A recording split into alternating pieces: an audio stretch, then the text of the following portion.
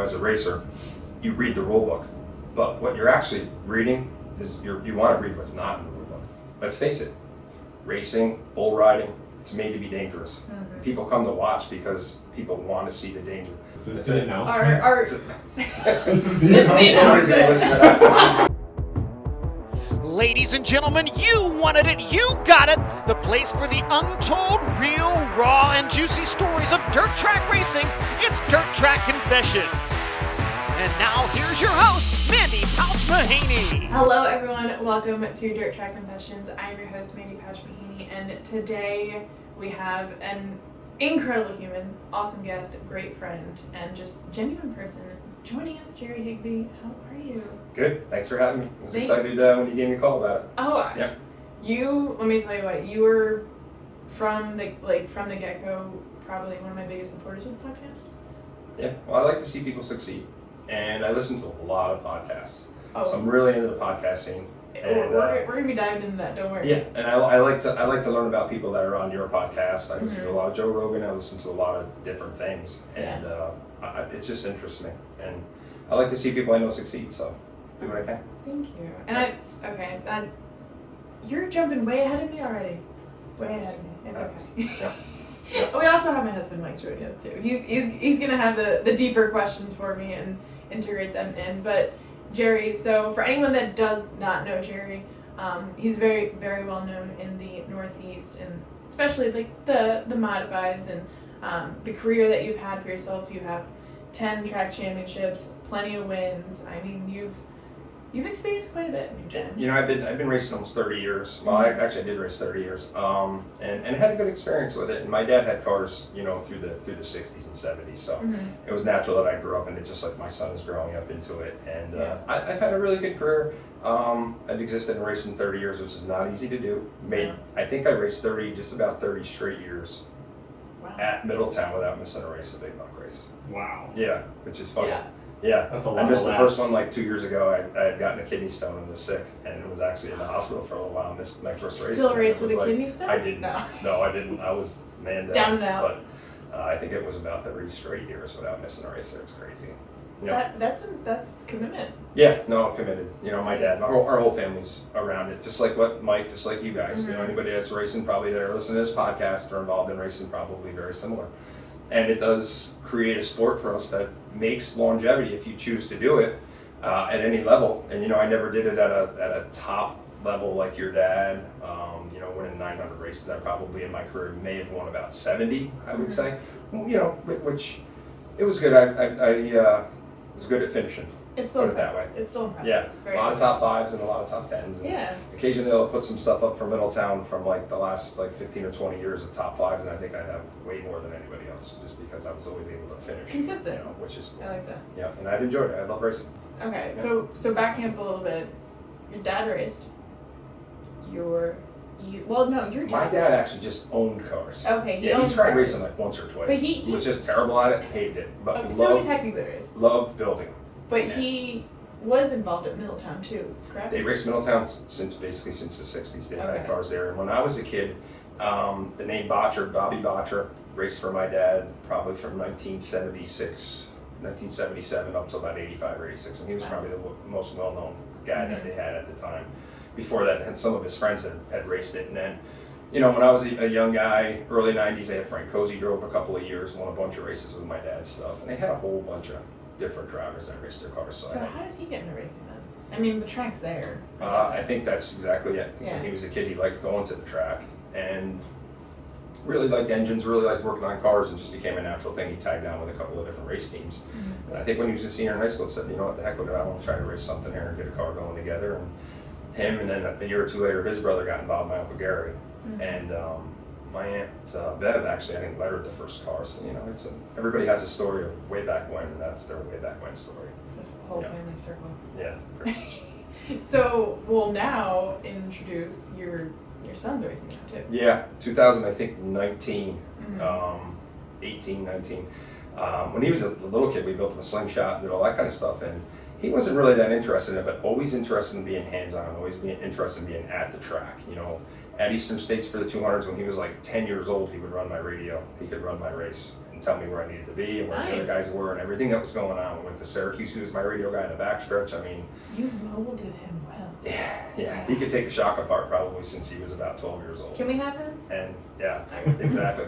So he never really wanted to get behind the wheel. Him and I built a slingshot together, really nice. And he said, "Dad, I don't think I want to race it." So that's perfectly okay. You know, building it was the best part. When you get old, if you want to race, good. If not, it's okay. You work on the cars and just like your grandfather, be a car owner, and it'll be great. Yeah. So when he turned 15, he's like, "Dad, you know what? I think I'd like to race. You think we can get sportsmen together?" So I'm like, I really can't see why not. Yeah. You know, but you're going to do the work. You're going to learn everything about it. I'm going to be here to help you the whole way, but you've got to do the work. So we actually got a car. We were the fourth owner of one of our own HIGFAB cars. We took it on trade, and that was the car that he started out in, which worked out really well. And he put it all together. We got a great engine, and we went racing. So the last 3 or 4 years, he's won a bunch of races, and he actually won the point championship in Orange County a couple of years ago in the sportsman class. And then the middle of this year, I started kind of backing off. In the last 2 or 3 years, I've only raced about 10 times a year. So we got talking. I said, "Code, you really should think about moving up." So this year, middle of the season, we put him in the big block, we put him in the big small block, ran some Deo stuff, ran Accord, and he moved up to modified in the middle of this year. So that's impressive for like the not as many years of racing. Yeah, exactly. He didn't start out in a slingshot or a go-kart or anything like that. But what he did have, and what I always stressed to him was, you know what? Most of the guys you're going to race against, they're good racers and they've raced go-karts and slingshots and you name it. They've got the on-track stuff. You have the behind-the-scenes stuff, and you've talked to a lot of people, and you've talked to shock manufacturers. You've talked to people that know what's going on. And if the guy in front of you is sliding like crazy, and you can make your car not slide as much as that guy's sliding, you're going to be better. So that's the premise that we used, and from there he just got better and better and better, and then now he's so technical with it that I think he's really going to establish himself as a very good racer in the next couple of years, and you know, I think he's going to have the type of longevity that I have, and you know, we have a really good team with a lot of people that help us, which is cool. That creates longevity. You know, we don't have people that are out there just saying, "Here, go buy these $50,000 engines and everything else," like we had talked about previously. You know, but everything we have, we appreciate, take good care of from the ground up, and build a nice race team that can keep going for him for years to come. So it's exciting. You know, it's really. And actually, yesterday, I fit him up in the last car that was mine. So now he uses the size 14 seat, and my seat gets bigger every year. I don't even know what size it is anymore, but I can't get, I think, one cheek of my butt in his seat. So now his seats are in all the cars, so now I definitely will not be racing anymore. No, I'm going to sell my other 2 seats, and he's going to be in all of them. So he's going to have 3 really good cars, and we're thinking about building maybe a 4th for him, so we can have some variety and be able to kind of race a little bit here, there, and wherever we want to go with it. So the sky's the limit, and it's fun. And it's fun going racing with him. You know, that younger generation looks at it different. You know, when the suspensions changed a few years ago, he adapted right to it because he didn't really get so used to all the other stuff. So it was neat when Orange County's track changed a few years ago. It really stubbed me, and he was good with it because that's the only track that he raced at. You know, when they took some of the banking out, slowed it down, made it slicker, he was really good on it because that's what he learned to race on. So it's really cool, and I love going racing with him every week. And last year we raced Afton a few times together. We raced New Egypt. We went to the short track Super Series race together. Wait, you both were competing together? Well, here's the funniest part and the best part. Him and I ended up in the same heat. Okay. Of course. Well, it was a family heat because Mike was in it with little Billy, and the 2 Grasso boys were in it. We were all in the same exact heat. So I'm like, oh my god. So you know, I was fortunate enough to pick 5th or 6th. So I got qualified. Coach started in the back and ended up in the back, but it was really good laps for him. You know, and every time him and I competed, Accord, his first night up there with the modified. The track was tough, so they decided to skip the heats and just draw for the feature. Him and I drew 7 and 8, so we started next to each other. We go to Afton, we both got handicapped. We started, I think, 11th and 12th or 12th and 13th every time we went there. So I got to race elbow to elbow with him, which was really cool. It's what we wanted to do, you know what I mean? And in the last 2 races, I couldn't keep up. Then we ran the Deo show at Orange County. I drew 9th in my heat, same heat as him. He started 4th or 5th. He got 2nd, I got 4th, and I said, you know what? I enjoy watching him too much. When I'm on the track with him, I want to watch him where I want to watch myself. So I don't need to be doing this anymore. I've had some ailments with the leg and stuff, so I said, you know what, now's the time. I got to be done doing this and really devote myself to him. So I was fortunate enough to get to race with my dad on the track some as well, and What I found is that we have completely different driving styles and different feels for the race car. Do you find that as well?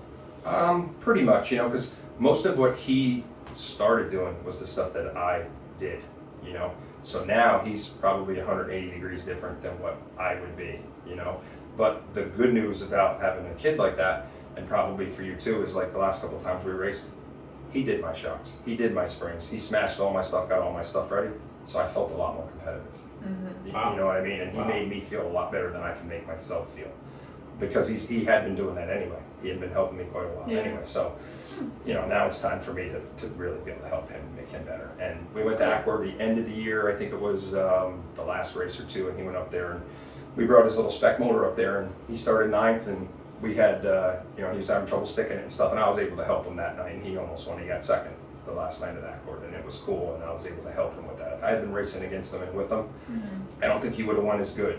You know what I mean? He wouldn't have won as well, because I couldn't keep my eye on him as good. So, from there, Yeah, I know. I just don't want to do that. My dad having, coming to watch, I'll ask him, what did the car look like? He goes, I don't know, I wasn't sitting in it. But if you're out there with him, you have a feel for what the track's doing, what the car's doing, and which way it's pulling and everything. Yeah. So you have a feel to give feedback between each other. It's, without it's a doubt. such a different conversation. Without a doubt. And then, on the car building side of it, for me, I'm already dealing with that with a lot of customers. And I can help a lot of the customers because I do understand what they're saying. And, I can troubleshoot a lot of the calls I get and say, you know what? Maybe it's not the car so much as it is your brakes, or maybe it is, because from being in the seat, I can help him the same thing, or maybe it's a steering box issue, or maybe it's, something like that, that I can troubleshoot just from being in the seat for so long. It really lends itself to Cody, but it was the same thing for me when I got in it, with my dad being in it forever. When I got in it, and the carburetor was tuned right the way it had to be, and I didn't have to have all those learning curves of, oh man, you know what? I didn't even realize that the thing had lost a cylinder. I had no idea. I just didn't know, but when you got people around you that know what's going on, you limit It that. helps. And When you're in good equipment all the time, you don't realize all the different working pieces that have to be perfect for the thing to go right. Exactly. And you step into something there where there's multiple issues at once, it is hard to figure out what's what. What's causing the issue. Exactly. And we've all had that, whether it's a wiring thing or it's something that you're trying to figure out, where at lap 3 the thing starts to skip a little bit or something starts to go on, and when you've been around it a long time, hopefully we can minimize all that stuff for Cody. So for our listeners that may not know, they should know, absolutely should know, but may not know, is your chassis business. Take that, back us up a little bit, because what inspired you to start that? I'll back you up from way back. I actually went to work at T.O. in 96, 97. And I worked there when they were in their old shop in Sussex, little shop. And we had moved from there into the big shop that they have now. And Bobby Hearn and I were looking at maybe being a partnership in the CNC machining business in the back of the shop, and actually starting to maybe mold ourselves at T.O. A little bit more like Bicknell did, where you would work for him and maybe be a part owner of each piece of what went on there, sort of, to give you a reason to go to work every day and try to create more success in the job place.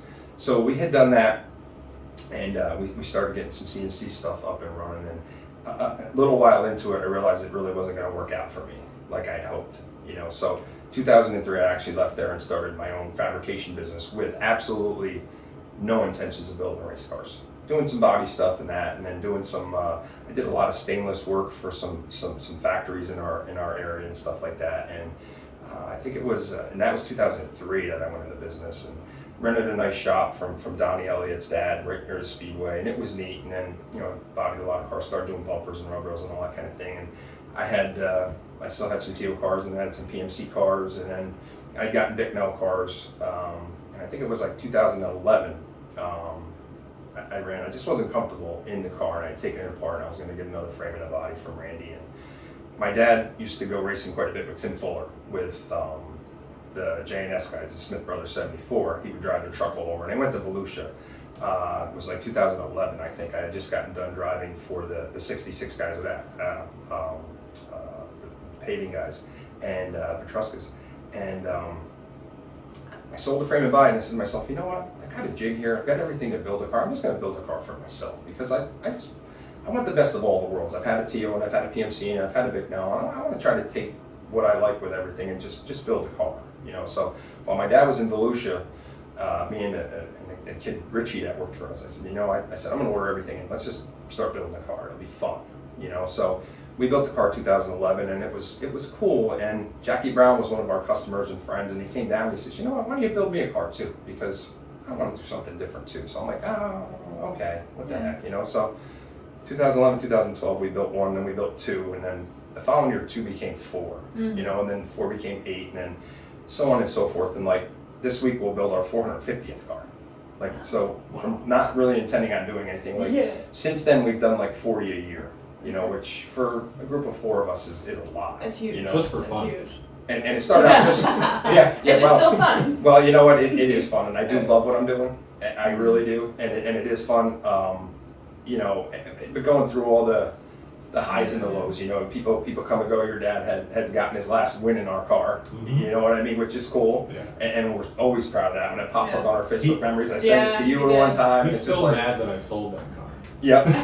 it's still Dad, you can order another one. It's still when I see your dad, he'll say, you know, your car had the nicest body on it, fit better than anything I've ever had. He always reminds me of something, you know what I mean? Yes. So, but meeting and being friends with some of our customers is the coolest thing, you know, and we've had a lot of wins, we've had a lot of success, we've had a lot of failures, and it's all part of racing, no matter what you do, you know.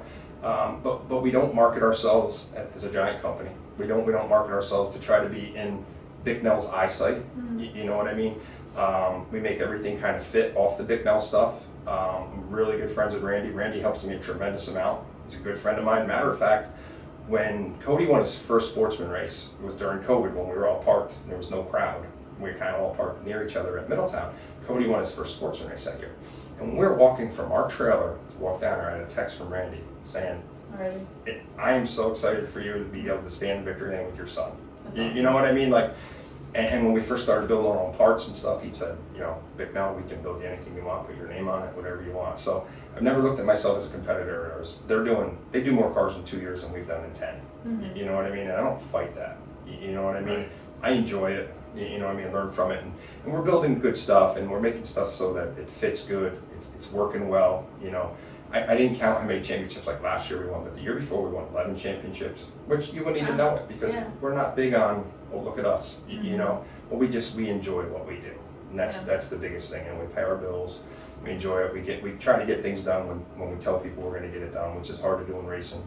You know, it's hard to do with getting material in and getting stuff made with what you have to do. It is rare for somebody to give you a date. Yes, it's hard. And this is when you're going to pick it up. Yeah. And it's actually ready on that We date. try to do it the best we can. And I'm not putting any pressure on you or any manufacturer, but it's rare across the board. And where it's gotten hard now is, you know, since COVID and things like that, trying to get material in has gotten difficult. The price of everything's gotten difficult, you know, and I try to really be upfront with the money we need to get paid to start to do it, and you know, the rest of it when it's done, deposits and things like that, stay on top of the business end of it, you know, because building the car part is the fun part. That's the good part. Getting all the stuff in to do it and dealing with the customers and the people. I love people, and you know, you hate people. It's hard. It's really hard. You know, it's life. It's all of racing, whether it's in business or you're at the track, it's a reflection of real life. You know, and you deal with the good and you deal with the bad. Just how it goes. But I love what we do. I really do. So, I guess this question is like my OCD. I don't know if you don't have OCD, do you? I don't know what I have. Okay, we haven't diagnosed. We have not diagnosed Jared yet. Okay, so for me, we'll do this human design. Yeah, that'll be on the next episode. So for me, like being like a chassis builder, knowing people are confiding in you to keep them safe in this race car is kind of what I'm touching on. Like my cousin David. Sure. Yeah, that was really scary. That told his car was able to walk away. Like that was amazing. For you, building these race cars, knowing people are trusting in you that you're building something safe for them. Like, how do you sleep at night? Well, you know what? I have an engineering background. I have a bachelor's degree.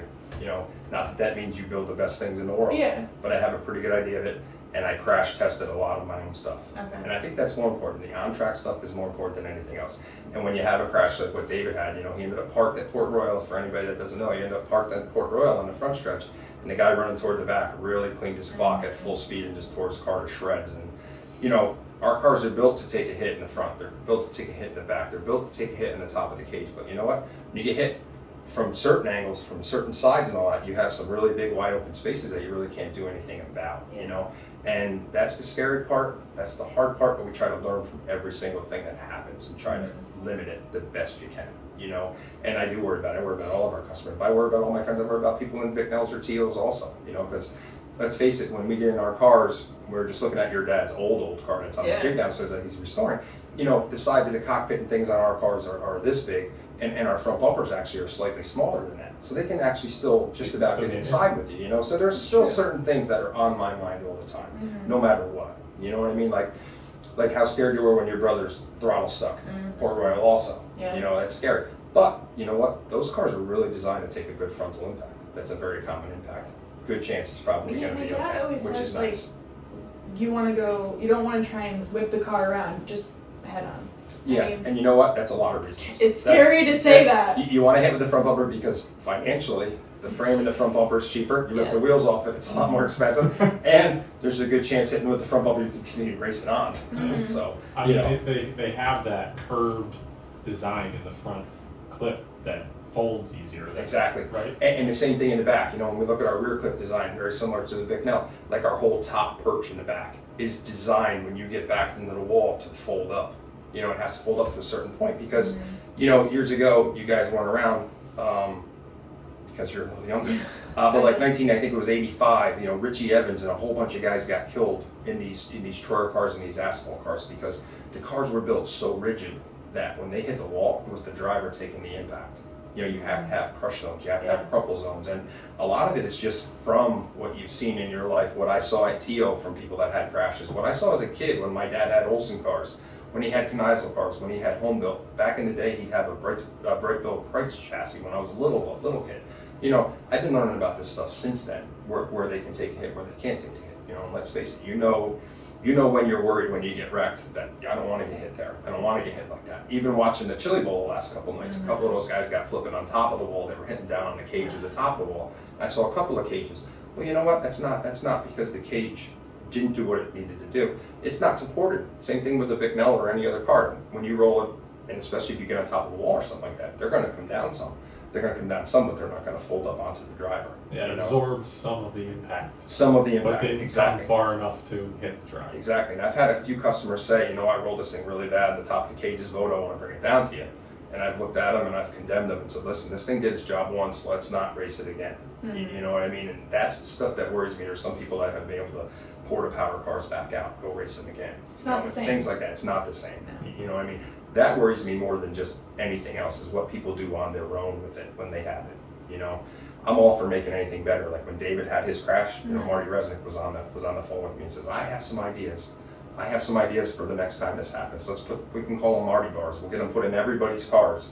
And I went, you know, and the next car we built for David, we did a little bit of that into it. But, you know, thankfully, wrecks like that and hits like that, they don't happen very often. Yeah. But, you know, if you can make something better, you can make it better across the board, absolutely. Look at NASCAR. They have the Ryan Newman bar they put in. They have all the different things where these guys had some close calls or gotten hurt, or even where the Hans came from and things like that. How many people gave their lives or had a lot of brain damage and things like that, just not having a Hans. Or back in the day when we were kids and we didn't even have any, full containment seats or even anything on the side of thing. Your dad's old car downstairs has a fiberglass seat in it. And you know? he used to race with like the Sure. bandana. Exactly. And when they first came out with aluminum seats, they're like, oh, these are great because they wrap right around you, so nice. But if you went to Syracuse and ran a 200 lapper, by the end of that, the seat was out here.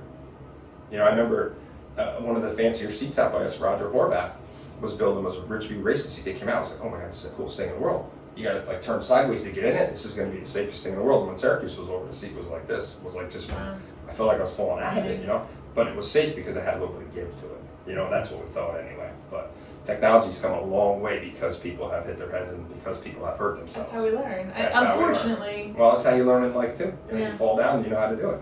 You get back up and clean yourself up and keep going. So that's we try to do that every day. And anybody that has a bad wreck, I say, listen, I want to come look at it. I want you to bring it to me. Anything I can do to make it better.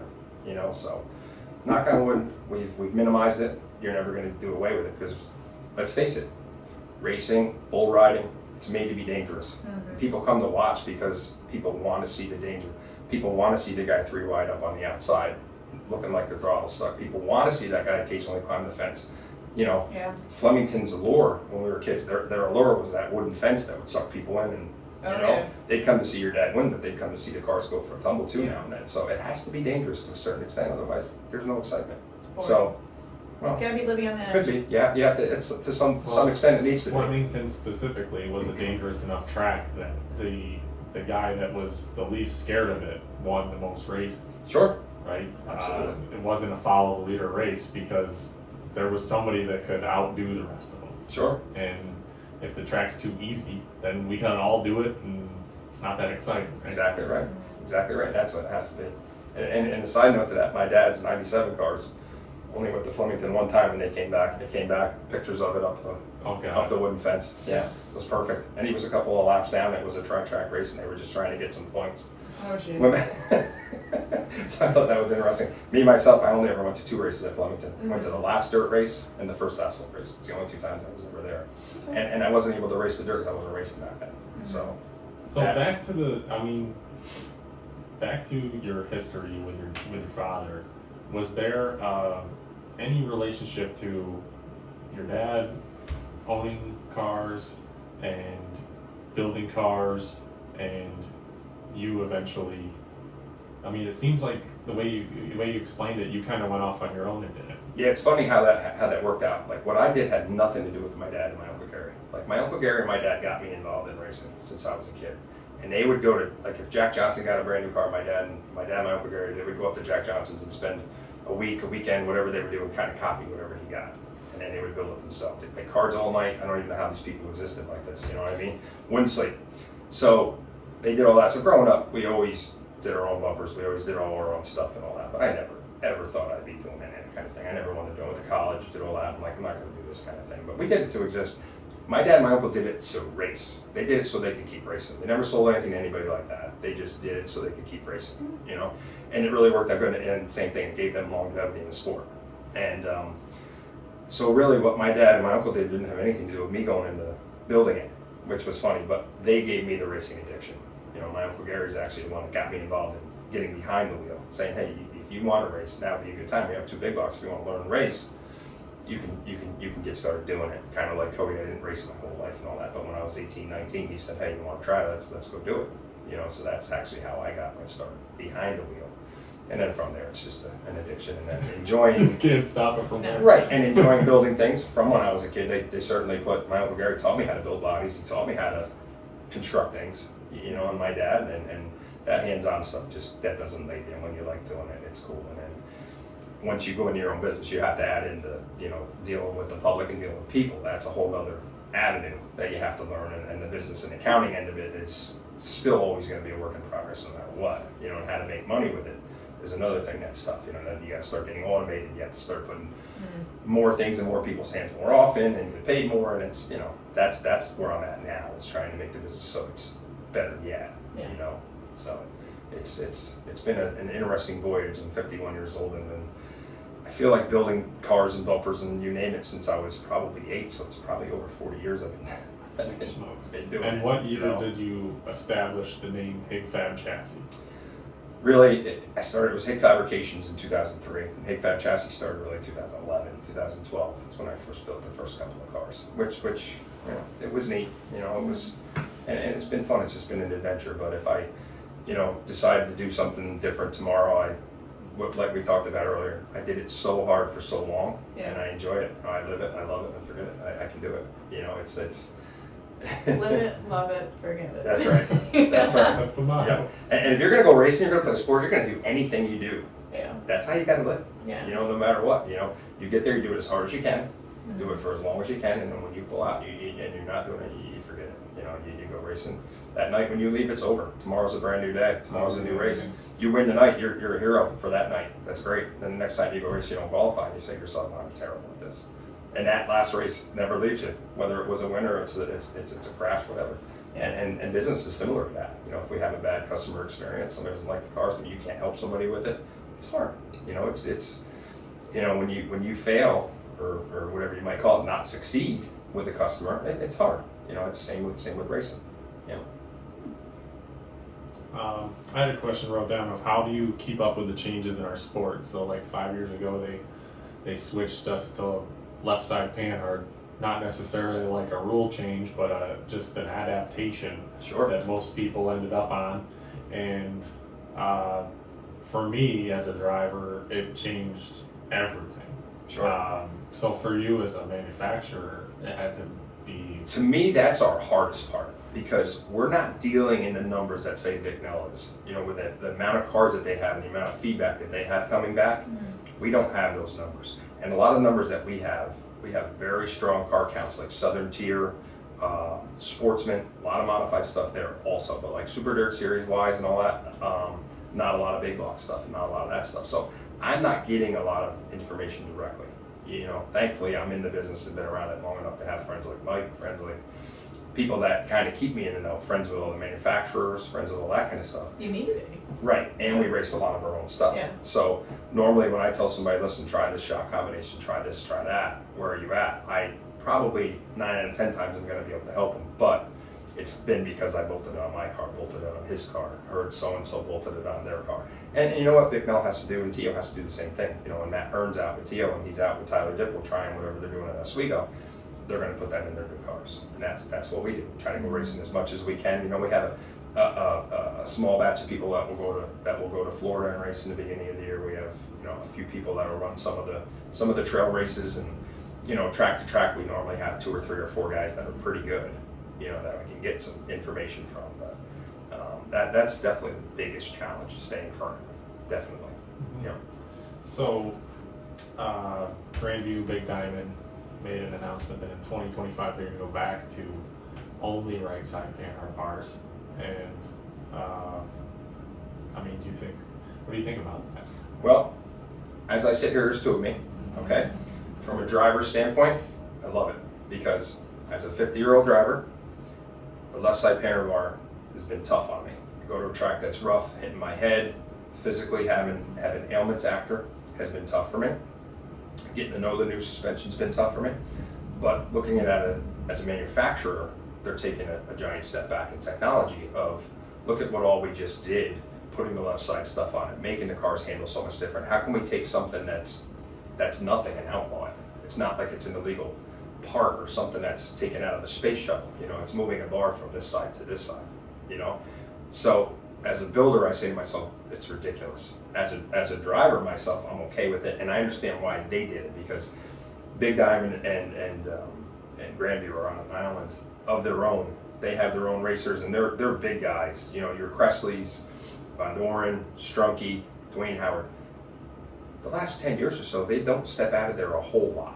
Yeah. You know, and Van Miller, you know, these guys, they've got great racing amongst themselves. So when they do this kind of thing, the way I'm looking at it is it's going to be a really good case study for a lot of people to look at, for a lot of racetracks to look at, because there's always, you know, people that throw it out there that maybe it's making the tracks dry up a little bit more too. Maybe it's making the racing a little bit more of a train race. Maybe it's so they're going to actually do the experiment for a lot of us by doing what they're doing. And I go to like all the chassis rules meetings for dirt car and stuff like that, where we're trying to kind of plan the future and what's best for our sport to try to maintain, you know, the health of it. And you know, it's a huge topic for us. We do talk about that kind of thing, and we always chime in and say, listen, we have so many left side things out there, you can never go back, which you really can't, you know. But if Grandview and Big Diamond go out there and say, oh my God, look at how much better the racing is again now, it may be something in the future you can learn from. So you definitely got to have an open mind for it, you know, but how you outlaw it, I don't know for everywhere. It's going to be tough, but I did get a lot better racing with the left side stuff, and most of it has been because of the help of my son getting good with it, because he didn't really know anything other than that, for me, I raced 25 years with the right side stuff, and then all of a sudden at the end of my career, I'm starting to get into the left side stuff. So I'm not sure as a driver how eager I was to learn it either. So you're coming into it with a more open mind. Yeah. I mean, so my dad still is we gotta go back to drag rubber, alcohol, and smaller bodies. Sure. It was better back then, and I'm pretty sure he's right, but I'm just saying. Works, you know what he was doing. You know what I mean? You can't argue with it. Yeah. It's just hard because everybody's on this package. Right. And it's hard to go backwards. It's hard to go backwards when you get to where you are. You know what I mean? And to me, that's technology-wise and things, that's going backwards. Because I don't know what the right side stuff is going to do to all the technology we've learned in shocks, all the technology we learned with the springs, with the combinations of springs, with stacking them, with all the stuff that we've been working with. I don't know if it's going to erase all that or not. I don't know if it's going to make people want to go back to torsion bars. I mean, that's the part that's interesting also, because as a chassis builder, if we're going to build it, and we do have a few cars that run Grandview and run Big Diamond, are we going to be building those guys new cars and putting torsion racks and things like that in them so they can kind of go right back to 5 year ago notebooks? So, I mean, there may be something good that comes from it. I don't know. I mean, they certainly think there's going to be, so I got to believe there's going to be. So you don't know unless you try it. That's absolutely, and I'm not against it. Mm-hmm. I'm absolutely, like I say, that is going to be a great experiment for all of us to see at the cost of none of us. It's going to be a very, I think, a good experiment. Yeah, because it's going to be very affordable to weld some tabs on the right side and try it. There's nothing to it, right? So Diamond doesn't. It's not, and then the other advancements that, like you said, the stacked springs and the short rods and the for the trailing arms. Some of that could still apply. Maybe somebody will come up with something different. So something else could always replace that left side. Exactly. And when they say left side, as a racer, you read the rule book. But what you're actually reading is you want to read what's not in the rule book when you read through the rule book. Like, I want to build something that's not in there yet, And throughout the course of time, you could probably pick almost anything out that you see and say, why is it in there? Okay, I know why it's in there. Like your fuel system's 24 gallons and you have to have direct line, this and that and the other thing. You know why? Because in 1989, Frank Cozy won the Eastern States 200 without pitting. Because he had fuel line wrapped around and big fuel filters, and he had enough fuel to do whatever the heck he wanted that day, and everybody else was pitting and he was giggling, so they made a rule for that. So I think, little by little. So when they outlaw the left side panel bar and go to the right side, okay, well, what does that mean, the left side panel bar? Are they still going to be able to run some variation of something that's not necessarily a right side panel bar? Are they going to be able to adapt something different what does that have a similar does effect? That include the J bar? Does that include exactly? And you know as well as I do, Bicknell, T.O., us, we're going to all be digging in on that to say, okay, how do we do that? So there's an opportunity within there also to say, here's the third opportunity. We may come up with something even better. Yeah, who knows? So I got to feel have a good open mind for it. So those meetings are good between you and the other manufacturers, because you realize that you're looking at the opposite of what the rules say. Exactly. Right? Because you're coming from a driver's standpoint. You're reading it backwards. Yep. I feel like a lot of the people that are writing the rules sometimes are looking at it like, no, you knew what I meant. Exactly.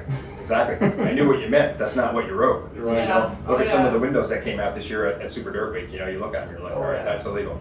But are they illegal? Let's see what you've got. Okay. Yeah. No, actually, they're not illegal.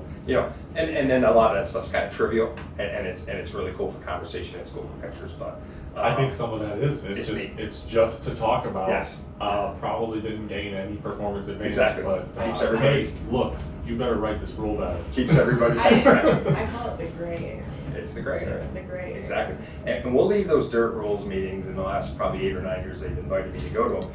And then they'll come out with the rule actually in the book that we spoke about. And I said to myself, why did they write it like this? I don't understand. This is not hitting exactly what we wanted to have happen here. This is different than what we talked about. It's not going to come across the way we discussed it. I already see the loopholes in what we're doing here. Yeah. And I don't think anybody's really going to be coming out with the Batmobile per se in the next few years or anything like that, but just little things, windows and roof angles and things like that annoy people that who knows what they have to do with the performance. Mm-hmm. But I feel like more of those meetings between all the different series and absolutely sanctioning bodies and tracks more of those types of meetings would improve the clarity Exactly. between the manufacturers and their customers. And you need clarity, and you need a preservation of future. So let's all start building so that somebody's stuff's not getting really out of line. Let's make sure, like the droop rule on the left rear, the subframe on the left rear for us now. They're not saying everybody has to have that, but manufacturers as a whole, this is what we want to see you guys do. So we can't let your car roll as much as you'd like to have them roll. You're not going to go to a 10 or 11 inch shock on the left rear and let the thing really go immensely and have your blade, your rear spoiler another 1.5 feet in the air than what it is. They're saying, okay, let's just limit what we're doing. They're trying to stop the car from flipping by itself. Right, exactly. So they just kind of keep things in there. And what I think is interesting, like about dirt cars, is that when we go to all these meetings, we have Brett Dale in mind also when they talk about it, because they're like, we're going to be paving the way for what all of racing is going to be, because a lot of Brett Dale's rule books are, it's based on what the dirt car rule would be, and then this is also what we're doing. Yeah. So we have his best intentions in mind also. As much as they may look like they're going tooth and nail at each other, it's preserving a good future for everybody. We all have to work together. Exactly. We're all in it for the majority of the same reason. Exactly. Yeah. Exactly. I mean, exactly. We're all trying to race a modified, and a lot of us are trying to race here and there. Yeah. It's for the goodness of the sport. That kind of reminds me. It was years ago at, I think it was Super Dirt Week. Randy Williamson had said it's healthy to have competition. Oh, yeah. So him helping you, DCAM or Tio Sure. or Troy or anyone, we have to all work together. Sure, exactly. Whether people think it or not. We talk about who was it?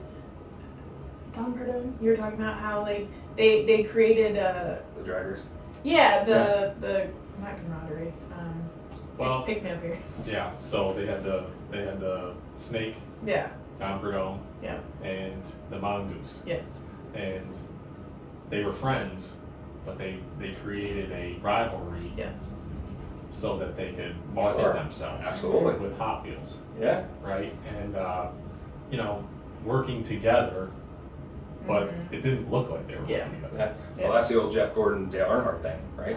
When Jeff Gordon was a kid, he was just coming into it. Dale Earnhardt would kick him around and kind of make fun of him that he was a kid and here's your milk and this and that. You're not having champagne, yada yada yada. But meanwhile, behind the scenes, they were kind of working together and kind of creating a brand together. And Dale Earnhardt put his arm around him and said, "This is how you trademark your name. This is how you market it. This is what we're going to do together." You know what I mean? So it's genius. It's absolute genius.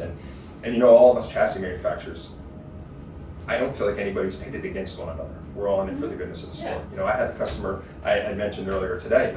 He came in and introduced himself to me and said, "I just want to let you know I just left Tio, and Matt Hearn gave me a great price on the car." So right then, okay, as a businessman, what do I say to somebody? So I said, "You know what? I used to work at Tio." I said, "I knew Matt when he was little." I said, "I've known Matt since he was probably 5-6 years old, and you know what? Good for you. I like the Tio cars, and I would never discourage you from buying one. I came from there, I get it, here's my price. I hope it's comparable to it. I hope you buy our product, but if you don't, I understand, and good for you." Yeah. You know what I mean? So, and I'm friends with Eric Mack with DKM, and we all kind of have to be together, and if one of my customers goes to him, it happened last year, for some body panels and things like that, and he calls me up and says, "Why would this guy come to me for a panel?" I said, "Well, why do you think he would come to you?" I said, "He owes me some money, blah, blah, blah, blah, blah." So there's a little bit of camaraderie there also. Yeah. And I've gone through that with Tio also, because Tio's only 12 or 15 miles from me. He's called me up and said, "Hey, did so-and-so bring you a car to do the body on?" I said, "Yeah." "Can you do me a favor? Can you keep that car there? He owes me a bunch of money." It happened years ago. Yeah. And I said, "Okay." Well, I got done with the body, the guy owed me money, so I kept the car there anyway, And it's you gotta work a little bit together, because there's plenty out there, and our employees, since the day I've opened, I've always said, you know what, let's watch what everybody does and let's be interested in it, but let's worry about our four walls. What's inside here. Let's worry about that. Let's keep our eye on what Tio's doing, because they build nice stuff. Let's keep our eyes on Bicknell. They've got the most stuff out there. You know what I mean? And let's not worry about what they're doing. Let's just worry about making the best stuff we can here in this building. So it's getting deep. I like it. Yeah. How about the balance between trying to be you're driving and you're a guinea pig for all your new ideas, and that killed a lot of my races. Killed a lot of my races. Actually, it's funny. I recently interviewed Ashley Stremny and I was talking to her about it, and she's like, people just think like because David builds these chassis that he's gonna go out and win, but they don't realize he's out there testing all the time. Absolutely. Yes. Absolutely. Alex Tonkin does all of our machine work, and he helps us create a lot of the parts that we do. Okay. Mm-hmm. Alex runs up the Pencan. Same thing. He's a racer, and he's like, "Oh, I got some ideas. We gotta try." He sends me some sketches, sends me some ideas, and he's like, "We gotta get it on Cody's car and let him try it. I'm gonna put it on my car. We're gonna try it." And I'm like, "All right, sounds really cool, but how many races can you go to and sort of waste if it doesn't work?" Mm-hmm. We don't have NASCAR their ability to go out and test and do that kind of thing. And when you are trying to find your own way and trying to do that, it's hard to sneak things on your car for a night without really looking terrible and being terrible, because you say to yourself, you know what, I would have been a lot better if I would have changed this and that after I tried what I tried. And then you go back the next week and you try that. Next thing you know, you're 3 or 4 weeks into it and you're like, man, this just isn't really that good. You know what I mean? So that's a hard thing, but you do have to keep trying. And I killed a lot of my races like that, and I won a few like that too. I mean, a lot of top fives. I took a big, I did. And when I started building, my own cars, I put myself out there, just like everybody else does. You know what I mean? You put yourself out there to be really good. You put yourself out there to be terrible. But it is what it is, and that's the cool thing about our sport. It's a cool thing about any sport. You put yourself out there, and that's how it is. So, live and die by it. Okay, let's circle back here for a hot second. Do you also maintain for some people cars? Right? We actually, during the summer, we maintain 4 or 5 cars. Okay, Yep. So my question. Yep. Holy crap. You have your chassis business. You're still dabbling. We're not saying you're done. Your son races. I'm done now. Oh. Yeah, it's official. Yeah. Yesterday we took the last seat out, and it's in. Is this the announcement? This is the announcement. Yeah, okay, yeah. So, well, let's backtrack to just this past year. You're doing all that stuff. You're building race cars. You're helping your son. You're being the guinea pig. You're maintaining people's cars so they can race over the weekend. Like, what does the normal week look like for Jerry Higbie? Do you sleep? I do sleep, but we watched the Chili Bowl all week this week. Yeah. I made it to one feature. I made it to the main last night, but every night that happens, I was only awake for one feature. Yeah. I'm up at 4:30, 4:45 every morning. I've never set an alarm. My feet hit the ground running, and my normal day, Cody can tell you, there's not a lot of sitting down. I don't get to sit down and enjoy lunch with everybody every day. I don't get a lot of phone calls, a ton of text messages. You got to be day and night. It's not a job. It's literally. It's you. It becomes who you are. Yeah. And people don't care. If they race Saturday night, Sunday morning they're going to text you at 8 o'clock and tell you how great it was. They're going to text you how terrible it was. They're going to text you, you name it. And you know what? I want to know that, and I want communication. Yeah. Because if our cars work or they don't work, I want to be responsible for it. I want So my weeks, we're 6 days a week minimum, and usually Sunday mornings. You mean you can do 8 days a week? If I could, I would. Okay. But we're 6 days a week, and then a lot of times, Sunday morning's a good half a day also. And then we try to stick to our own cars, working on them like Tuesday nights, Thursday nights, Saturday afternoons, and things like that in the winter. And Cody goes to college, so he works on his own cars quite a bit. And he's off for the month. He works for me during the day and still works on his own cars and stuff. And does his own work. But I've never ever figured out how many hours I work. But I can tell you, if I got a 40-hour-a-week job, I would feel like I was retired, and that would be really cool. I forget my dad. He was like the amount of time that like a driver puts into his race car, you're probably making like 75 cents an hour. I probably make less. Yeah. Yeah, I probably make less, but it's hard. But if I can put enough hours in there, I can still bring enough money home, so it's fine. Now, I mean, you have a great support system around you, but is there ever at any point in time where you're just like, you know what, I'm burnt out? 3 times a day. No, not Great really. answer. Not really. We know when we need to take a break sometimes, and sometimes like the end of the year, like Sarah and I it was almost like spur of the moment. We decided, let's go to Charlotte. Let's just drive to Charlotte. So it wasn't a huge vacation, but it was a 4 or 5 day break from what we do every day. You didn't go to Charlotte for the World Finals. We did. That's a vacation. Well, I'm away from the shop, and I'm away from my phone being attached to that at least. And every few years we go. We've gone to Punta Cana and stuff like that. You need to take her a week or 10 days. Yeah, tropical exactly. Yeah, no exactly. worries. We've gone 6 or 7 times, but you know. I got you. In the coming years, not racing as much, maybe going to do more would be neat. Mm-hmm. You know, getting away from it a little bit more would be neat. And you know, the business is, I feel like it's kind of where I would want it to be as far as that goes, and running pretty smooth. But even when that happens, you try to figure out then how do you make more money. You know, that's a really hard economy right now, and it's really hard to get parts and get pieces. So there's different stresses. You know what I mean? So that adds to the hours that you work, because sometimes at work and physically working is the easy part, but it's the 1 o'clock in the morning clarity that you have, 2 o'clock in the morning clarity that you have when you have your own business, when you're not working, but you know exactly what you have to do the next day at 1 in the morning, 2 in the morning. Mm-hmm. That's the hard part about my weeks and my days and my months. You know, this week we did a tremendous amount of work. We got 3 cars out this week. We brought a bunch of money in, and that whole cycle starts again this week with getting more material in, getting more things in line to build more cars, you know, taking more orders, blah, blah, blah. And a lot of that stuff is a lot more taxing. The actual physically building the cars is the best part. That's the funnest part. Mm-hmm. But I feel like that's the end of the big process. So, you know, I probably work 70, 80 hours a week, probably easily, I would think, without even, I've never figured it out. I think I probably would quit if I figured it out. Yeah, I wouldn't look into it. Well, it's long enough that you don't have to keep track. No, exactly right. But you know what? We're set up really well. Our shop is nice. I wouldn't, knock on wood, I wouldn't change a thing about it, really. We're really happy with what we have. We're happy with the people that we have, the guys that build cars with us, our associates that build parts and stuff with us. We're really in a good place right now. And we're still, I feel like we're still up and coming, because we never really have gone that hard into it to say, boy, you know what, we want to build 100 cars this year, because building 30 to 40 a year is plenty for us, and it's making enough money to keep our bills paid and all that kind of thing. So, you know, there's something to be said about having a slice or two of pizza, not having to eat the whole pie. You know what I mean? So that's what we look at. Well, probably We've not, had this but discussion. a lot of pizza's been eaten. I know. Is it Friday nights for you guys? Because it's Saturday here. Pizza? Pizza night. It's Tuesdays, it's Thursdays, it's Saturdays. Oh my god. Okay. That's minimum. Oh no. See, that's where you want to hang out. Yeah. When when Mandee first started doing Arbonne stuff, Yeah. I'm like, you know what, I need to do something to lose weight, because I'm like 220 pounds, 230.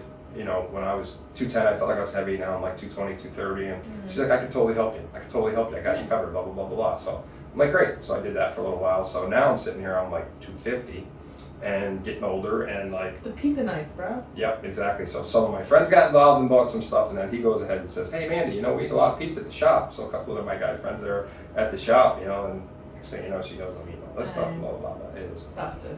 Yeah, Busted. you'll have that. It is. It's hard to keep that balance. Right. But the good thing is my son's 120 pounds. You could share it with him. And as a racer, he's really an ideal weight. So it's really cool. It is. Yeah. It is helpful. Yeah. But eating is one of my enjoyments. It's one thing I enjoy doing.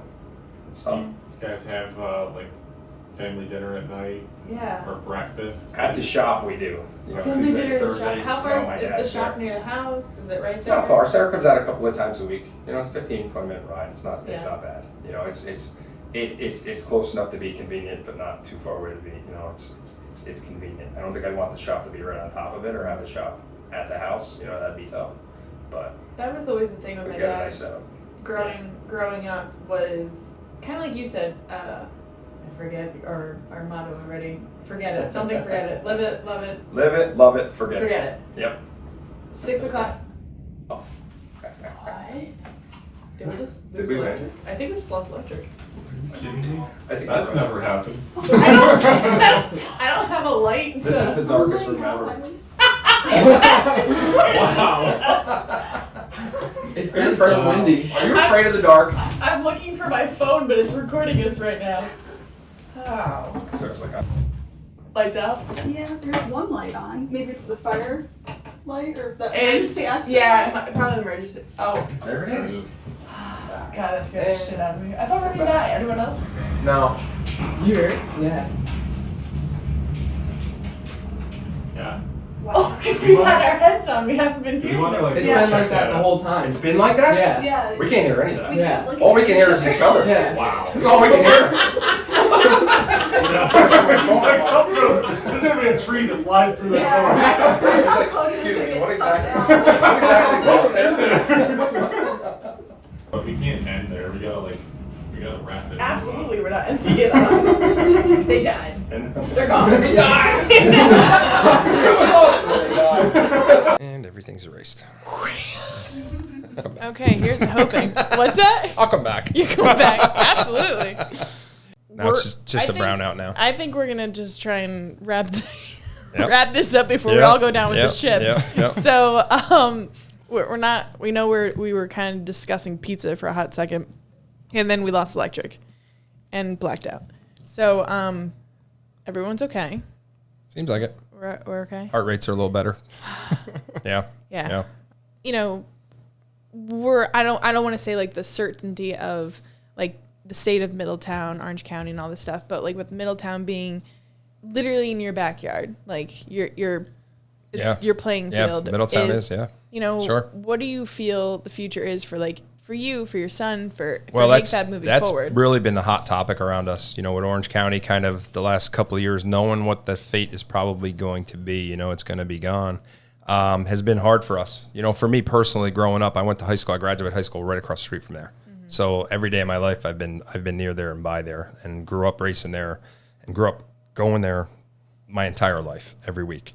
I can't really remember any week that I missed there ever since I've been a kid. You know, so it's going to be a tough road, probably similar to what you guys went through when you were a kid and Flemington went away. Flemington, East Windsor. Not an easy thing. East Windsor, same thing. You know, I don't know how we're going to face it. You know, business-wise, we take care of a lot of cars there. We do a lot of work there. So that's something where I've been trying to help some of my friends and stuff place them, maybe some other tracks, give them some other ideas and things like that, and still trying to hope that our shop is geographically in an area where people will still be able to keep their cars with us and things like that. Because during the summer, when we're not building a lot of new cars, and we don't build a lot of new cars during the summer, you know, maintaining people's cars has been a huge part of what we do, and 100% of those cars race Orange County. So right now, I mean, I have one of the cars that we keep there, they just had a total team sellout, just knowing that Middletown's likely to be gone or just run a couple of races, and they can't picture themselves racing anywhere. So, you know, there's a few teams that are going to do that. So it's going to create a lot of challenges for us. As far as us racing with Cody, same thing. You know, I was kind of hoping that with Middletown limiting itself, Accord and Gary Palmer would entertain maybe going to a Saturday night schedule. Yeah. You know, their Friday night schedules tend to get a little bit long for a Friday night. They put a lot of racing into it to make a buck, and it ends up being a really long night, which I think would be better done on Saturdays. They probably could get more of a car count there, can be more on the map, I think, if they were on a Saturday night. And it would make our Friday nights, so maybe we could go to Afton, be in Afton, just changed over back to Friday nights. Maybe we could go there on Friday and then Accord on Saturday. But speaking to Gary Palmer, he has no interest until Middletown really makes its decision to be gone to change to Saturday. So for this year, you know, if Middletown's only going to run the limited deal with a couple of races, we would run Accord on Fridays, and then pick and choose our Saturdays. Maybe a little bit of Thunder Mountain here and there. I saw that they came out with a little bit of a series between Thunder Mountain and Afton. Maybe run a few of those races. Cody actually has a couple of big blocks at his disposal that he could run. So maybe we're thinking about maybe going to the big block race at New Egypt when they have it. Maybe going to the big block race at Thunder Mountain when they have it. Maybe just a few that we can kind of target. We're going to target our races a little bit more this year than just say, you know, weekly Friday, weekly Saturday, and things like that. So, you know, I'm hoping a lot of our customers stay in and stay at it, you know, but around Orange County right now, you know, the attitude is really dismal and really tough. You know, but you know what, the last 5 years I think have kind of shown that. You know, Halmar came in with an awful lot of money, you know, and put a lot of money into the place and did everything they could to make it as good as they can make it, and it still has been in the decline. But our area as a whole is changing a face. The face of Middletown and Orange County is changing. You know, a lot of people from New York City since COVID have moved up by us. We don't know a lot of our neighbors now. We don't, you know, they don't know there's racing going on. They're not racing people, you know, so that's been really tough. The grassroots stuff is gone from Orange County. It's gone from Middletown. It's a lot different of a city now than it used to be. So we're going to have, as a racing business, we're going to have some challenges there for sure. But knock on wood, and luckily we do a tremendous amount of cars in the southern tier, Thunder Mountain, places like that, where our business will still continue to be okay, but just we're going to have to rethink about what we do in the summer times and things like that. Yeah. Yep. So let's leave this on a positive note, shall we? At least I think it's a positive note. Oh, it's all positive. Oh, everything's positive. Even Middletown, something will happen. It'll work out. Sure. It always works out in the end. Yep. So we literally started open this episode talking about podcasts, and I always loved how you'd always text me and be like, that was a great podcast, can't wait to hear the next one. Yep. That's what I love about opening up Dirt Track Confessions is it's like the next wave. I mean, podcasts have been around. Yeah. But I feel they're getting more hype, more people are plugging into it. No one has time to read anymore. Exactly. So as a driver or a businessman, are there certain podcasts that you're like, yes, people need to listen to this? Or I don't know, for me, I'm always about growing, not only business, career, but in here. Yep. So what would you suggest, top ones? My top podcasts always, I go through the Joe Rogan podcast list. Of course. Whether that's a politician that's on there, whether that's a Navy SEAL that's on there, there's something to be learned from every podcast he has on there. Some of them are, cooler than others. I listened to Hulk Hogan was on a couple of weeks ago. And when I was a kid, he was huge, he was big, blah, blah, blah, blah, blah. Well, who knew what made him tick? Yeah. And after listening to that podcast, I'm like, holy crap. Yeah. This guy is amazing. You know what I mean? Ric Flair was an old wrestler. I never really followed a lot of wrestling. Same thing. He's 70 some years old now. And he talked about his whole entire life. I mean, it was he has such a diverse amount of people on there, a lot like what you've started to do. You're in racing, but you dabble in other things too. Yeah. Things that make positive light, things that make that kind of thing. Racing, you have a lot you can get into with your nutrition, with all the things that you have to offer. You can go into a lot of different facets of it. And I think that's what makes a good podcast, is having a lot of diversity in there where you can learn about people, and people that are watching and listening can learn about those people. Like, man, I had no idea. Yeah. People might look at me and say, oh, man, I really didn't even realize he's 50-something years old already, and he's been racing 30 years. That's crazy. Who knows? I didn't realize he's as fat as he is. Whatever it might wine. be. Stop. And you can be doing this while you're riding in the car, drilling body panels. Yeah. Every single morning, I have a podcast on at the shop. I've got a big King speaker, and when Big Rut that works with me, when he walks in, we've got podcasts on, and we listen to them. That's great. Sometimes when he gets there, they're on still. Yeah. You know what I mean? And there's a lot to be learned. It's really cool. So now he can't do two things at once. Yep. So don't look at me like I'm wrong. That's true. Yeah. It's true. I put a lot of focus into what I do. He does. So there's music playing in the background, but I'm always sending him podcasts you need to listen to this. In my car, people are like, you listen to a podcast when you work out? I'm like, yeah. Yep. Absolutely. It's when else do you have time? Absolutely. Yeah. Absolutely. Without a doubt. And you know what? I listened to Robert Kennedy was on the other day. I'm not into politics, but I said, man, I wonder what makes this guy tick. You know what I mean? And I listened to his entire podcast. That was on Rogan. You learn a lot about it. Okay, cool. That's awesome. Well, how else are you going to learn? I'm not, because I'm not going to open a newspaper and read it, because they're only going to print what they feel like letting you read. Yes. You know what I mean? So I don't believe the news when I watch it. I don't believe a lot of things that I read through it. I probably drive Sarah crazy most of the times we watch news, because I said, we know that's not true. Yeah. We know that's probably not happening. That's probably just what they want to feed us. So listening to a podcast and directly out of somebody's mouth is the best way to get it. And I love it. I put it on as background. Sometimes in the car, we'll pipe it in if we're going on a long trip. We'll put it on, and it's a great way to pass time in the background and learn. Without a doubt. That was money right there. Yeah. What an explanation. Yeah. I mean, because that's what it is. It's because you're getting the real, honest truth. Exactly. Right? Because these people aren't going to tell you until you ask the right questions. Exactly right. Exactly right. Yeah. What else do we need to ask you today? Yeah. I really don't know. That's pretty much it's pretty much my whole life. I have to say that you are an excellent guest, and this was a pleasure. Well, honestly, when Mandee texted me to invite me, I texted her back and said, I thought you'd never ask. She said, you want to be on my podcast? I said, I thought you'd never ask. I can't wait. And we're getting ready to come into this, and I want Mandee to succeed. I'm like, I'm doing this so little for me. I wanted Cody to come down to see the shop, to see what can be done in racing and what can happen. Your dad's shop and all that, and see Mike's cars and Billy's cars and everybody's cars. And I wanted to do it for you. I love what you do. And I like when people are encouraging other people to do well, whether that's eating, whether that's racing, whether that's anything. We have to have each other's backs in this world, in this room, anywhere you go, you got to have each other's backs. Yeah. So it's a good thing. It's all good. You're a genuine person. We love you. Everyone does. You walk through the pits of Middletown, any track. It can be anywhere, and everyone like. I've not had one person say anything negative about you, except for pizza night. That's about it. I just try to be me, and I'm me to the core. You know what I mean? And what you see is it. That's it. You know, and if I like somebody, I'm right there. And there's a lot of people that don't like me, and you know what? There's a lot of people I don't like. Yeah. And they're gonna know that too. Yeah. That's just me. You know what I mean? And it's all good. Yep. Yeah, Yep. I love that. Well, thank you so much for coming in. I appreciate you guys having me. Yep. Been that really was- exciting. that was Looking forward to amazing. it for a while. Yeah. Yep. Okay. We'll have to schedule you in for like episode 2. sometime. Absolutely.